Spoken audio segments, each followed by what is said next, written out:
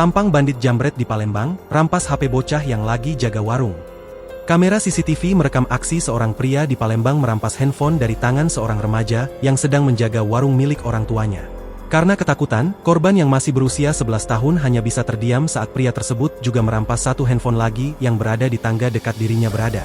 Peristiwa itu terjadi di warung milik Ria Hartati 45 tahun, di Jalan Sultan M. Mansur Lorong Lebak Keranji Warung Cek Ria Kelurahan Bukit Lama Kecamatan Ilir Barat 1 Palembang, pada Kamis, 29 Januari 2026, sekira pukul 14.40 waktu Indonesia Barat. Anak saya ini sedang jaga warung Pak sambil main handphone, sedangkan saya di dalam rumah, ujarnya saat membuat laporan di Polrestabes Palembang, Jumat 30 Januari 2026. Saat kejadian, pelaku yang datang menggunakan sepeda motor langsung masuk ke dalam warung dan merampas handphone dari tangan korban. Selain itu, dia juga mengambil handphone yang tergeletak di tangga dekat korban berada. Pelaku ini datang masuk ke dalam warung, dia langsung merampas handphone anak saya dan mengambil handphone yang berada di tangga, bebernya. Melihat aksi pelaku, korban panik dan hanya bisa terdiam.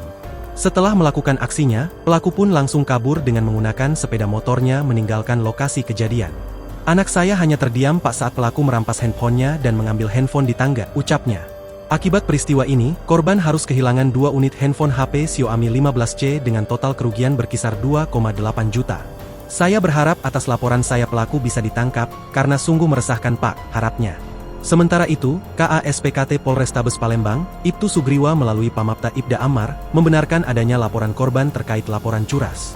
Laporan sudah kita terima dan akan segera ditindaklanjuti oleh petugas Satreskrim Polrestabes Palembang Unit Pidana Umum untuk melakukan penyelidikan mendalam dan menangkap pelaku, tutupnya. Download Tribun X sekarang, menghadirkan lokal menjadi Indonesia.